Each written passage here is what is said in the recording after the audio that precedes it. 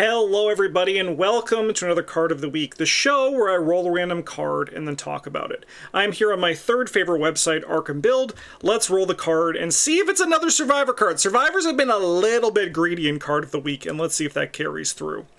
No, we have a Rogue card, albeit Rogues have also been very greedy for Card of the Week. Like, when are we going to get, like, a Guardian card? No, I'm not going to, I can't alter random fate, so we just have to stick with this. So, we have Contraband. This is an old head. This one came out in Dunwich Legacy.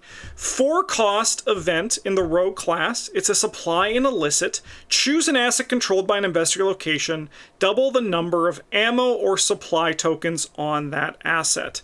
So Contraband has a very interesting history where it's one of those cards. There's also an upgraded version in the Return to Dunwich Legacy. So, like, this one has not really existed for a long time, even longer than this one did, because this one only rotated out pretty recently. At least rotated out of printing pretty recently. But Contraband didn't, like, it didn't really have a place in, like, legitimate decks. And I know that there are going to be some people who said, no, I use this card to like, double up the ammo on just my regular gun, and that just worked. I was basically using it to, like, refill a gun. And the idea behind that is okay. It's kind of flawed. This is not...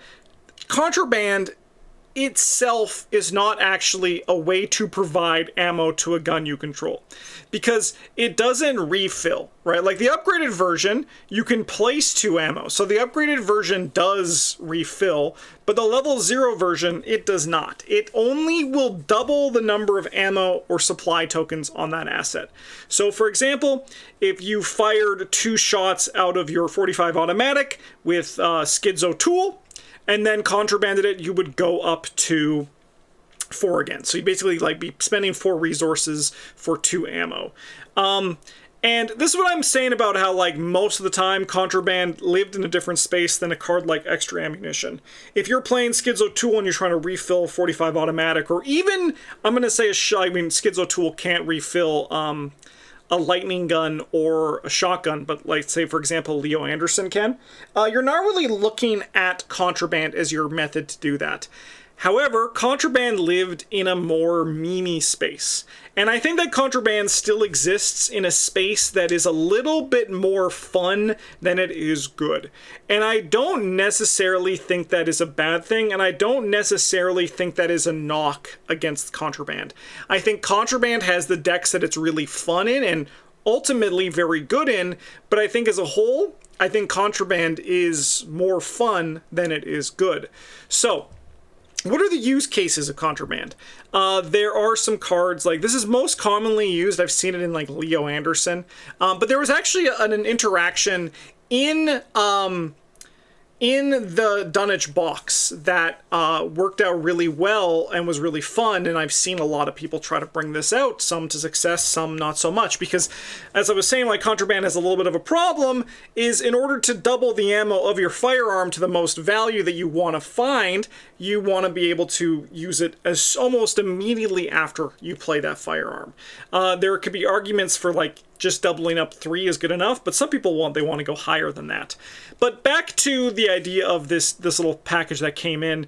Jenny Barnes in the Dunwich Legacy box has her twin 45s, which have an ammo of X when they come into play. Jenny made a lot of money. Her ability, the only thing that she did, was make extra money each turn. So the idea was you filter that money into variety effects and use other rogue economy to make your money really big. The dream is to play your Jenny's twin 45s at a very high amount of ammo. And then, that turn or the turn after, you use Contraband to then double the number of ammo on that gun, and you can just fire it pretty comfortably. This happening to, like, gangbuster amounts, the odds of that are pretty low, but the nice thing that Contraband has with Jenny's twin 45s that it doesn't have with a lot of other weapons is the fact that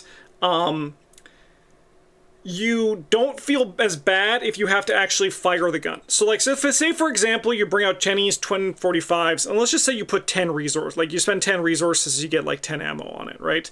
Like, let's just say that's the situation that we're talking about here. The if you fire 2 of those bullets to kill an enemy before you can play the contraband, you're still going up to 16 ammo, right? So you're still getting 8 ammo out of that. If you compare that to, again, that 45 automatic or even a 6-bullet gun, right? Going from 4 to 8 is still very good, but you can see how the fact that with Jenny's twin 45s, this was kind of like a very... like, you can see that this was made with the intention of working with the twin 45s, right? You can kind of just see that there. This continued into when Leo Anderson came out. I mentioned he's another big user of contraband. I think most commonly this is used, I think it's for the M1918 bar. I'm not 100% sure that that is the name of the card, but it's the gun where you spend 1 to 5 ammo to fire it. And instead of dealing its standard damage and instead of its standard boost, I believe you get a boost equal to the amount of ammo you spend, and you deal damage to the amount of ammo you spend. This was kind of, and it comes in with, like, I think, like 8 ammo. It comes in with, like, a lot of ammo. And that was a very, very fun combo that I have tried. I brought this to the Darkest Dungeon custom campaign, and it honestly was a blast. And I really enjoyed that deck, and I've seen other people bring it. I've seen, like, people strive to try to, like, get as much ammo as possible. Like I've seen pictures on our Discord of people doing like 30 plus ammo. I mean, if you have done a high number of contraband with ammo, please let me know in the comments what your biggest threshold is, because I would love to hear it. But as you can see, what all I'm saying, right, is this kind of goes against what I talked about in last week's card of the week, which was a card that is only good when you're behind. Contraband in most of the decks that you bring it out with it's kind of win more, right? Apart from the bar, which is, again, it uses it deals damage to the amount of ammo you spend. At a certain point, you're going to be putting on your firearm more ammo than you actually need to win a scenario. So it goes to that same sort of question. If you're going to come in with this like super hyper spike mindset that, I mean, I play with quite often when I'm playing Arkham, I look at a card like Contraband and I think this is fun, but I ultimately don't necessarily need this to win, right? Like, if I'm looking in a similar space in the Rogue class, Swift Reload is just a better Contraband. And I think that that's kind of the issue that Contraband has in the space that it existed then. The problem then was that, like, extra ammunition was better. There wasn't really a good home for it. It was kind of memey. And then now the problem is just that there are better ways to reload a gun, especially with the Tommy Muldoon set that just came out. And again, so with Swift Reload from Dream Eaters, the Rogue class was kind of sitting pretty for all that kind of value that they had at their fingertips when it came to a card like that. A lot of the time also, rogues just do better if they're swapping between their guns. The rogue fantasy for their firearm play is not necessarily the same as like the Guardian fantasy, where you make your gun really good, you give it custom ammunition, you give it custom modifications, and then you load it up with ammo again and again and again, right? Rogues, they're selling their assets off. They're selling them to Joey the Rat, potentially getting them back to their hand, bouncing them in and out of play, right? So like the play pattern of the rogue firearms has kind of just evolved from what Contraband was. I think Contraband has a really good, fun home, but I think as a whole, again, it's more fun than it is good. If you are going to build a Contraband deck, I think what's very important is that you provide yourself with a lot of ways to fight enemies that is not the weapon you're planning to double the ammo on, potentially even twice. I've seen people do it with double, and they double it, then double it again, you know?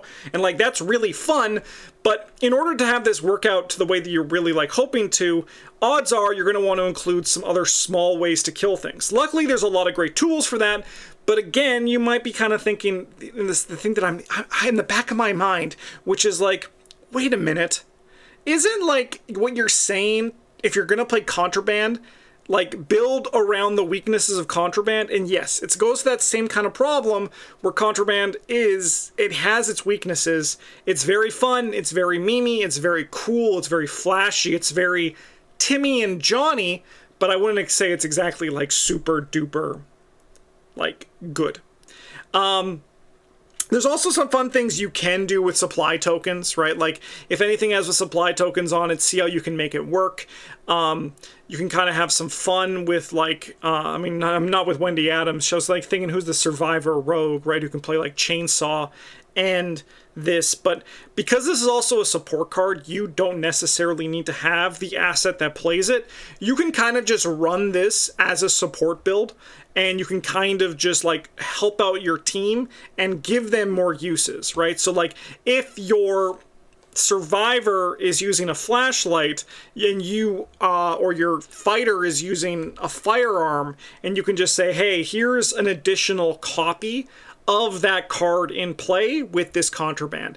And yeah, maybe you're not going to get like that full dream value that you get out of the things like doubling the ammo on the M19 bar and then doubling it again, but it kind of carries like a different space for contraband, which can potentially, honestly, give it a home that might be a little bit more interesting.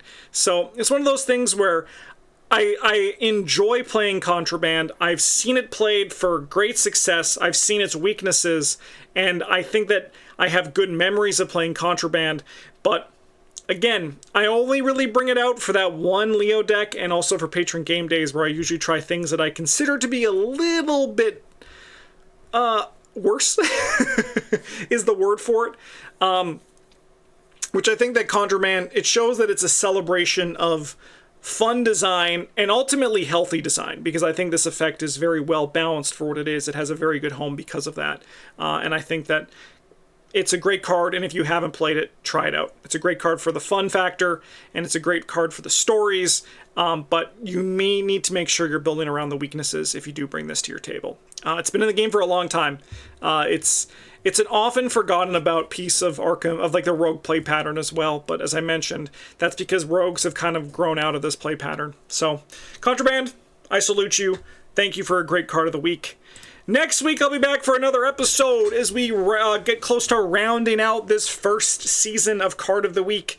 If you are hoping for any cards you want to see me talk about, fat chance that it's going to roll, because we're only rolling Survivors and Rogue in this first season, apparently. Who knew?